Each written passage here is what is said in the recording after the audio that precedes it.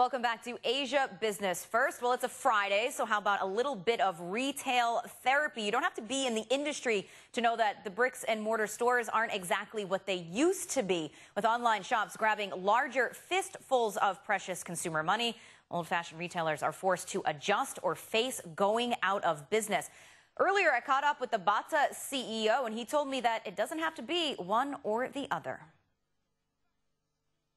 The future is going to be a combination of brick and mortar and online stores. I do not believe for 1 second that the future will be purely online. I don't believe that, because you have to bear in mind that the needs of the consumer in physical retail stores and the need of the consumer in an online environment are totally different. In a brick and mortar store, what does it bring to you, right? I would say fun, fit, and service. When you go together to a brick and mortar store, it's a shared experience. It's fun. That's something online can never bring, right? The second thing is fit, right? Physical fit. Do they fit to your feet? And the other one, do you look good in them? And that's something online cannot bring. Online brings other benefits, right? One is convenience. If people don't like shopping or they're too lazy, you know, click, click, click, it's done. And also it brings pricing and the savings component, because it's much easier to browse and compare.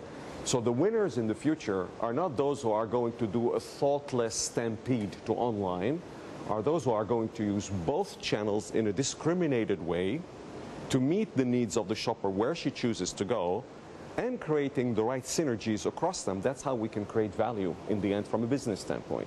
Hear what you're saying about having to have an online presence and be there all the time. I've been looking at the Bata Singapore site for the last week, and I have to say it has not been up and running. It's going through some sort of revamp. Do you think that in this day and age, when everybody is so digital, that a legacy company like yourselves, like Bata, can afford to not be online, even if it's just for a day or a week?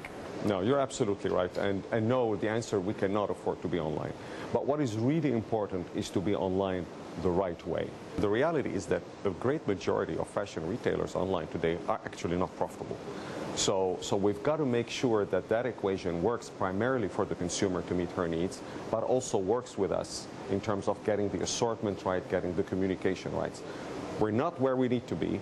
We need to become better, and we're very committed to do that. I look at where you guys are located, a huge presence across Asia, but not standalone stores in China. Yeah. Do you have a strategy to get in there? Because at this point, you're a little late in the game.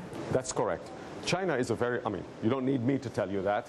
China is an important market, and many people are playing there. It's a very contested market. And frankly, also like the US, these are very contested markets where the cost of growth is high.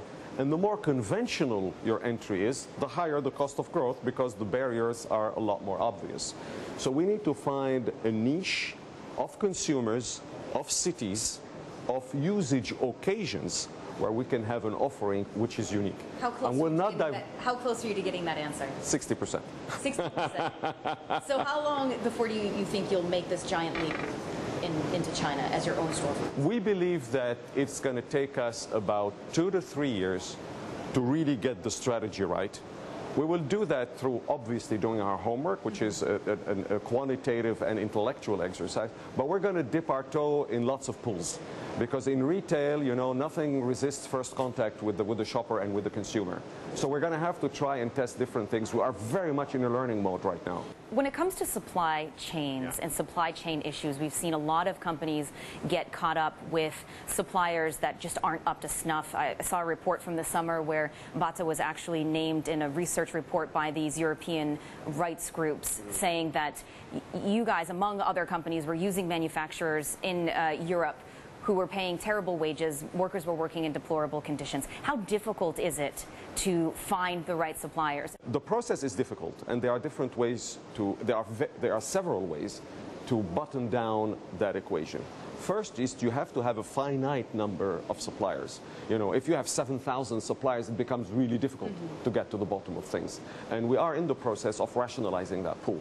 Second thing is accreditation needs to go through a very, very tedious process whereby we go through everything in terms of supply chain, labor conditions, carbon footprint. We go through all of that, and we take it really seriously. Were you aware of what was taking place at this manufacturing plant?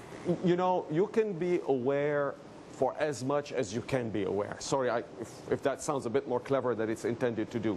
And your accreditation process can cover 99% of everything a supply company. It can never cover 100%. It's practically sometimes impossible. But we believe that with that accreditation process, we have agreed that we could safely cover 99% of the issues. You will always have that 1% odd, but you know, most industries have that.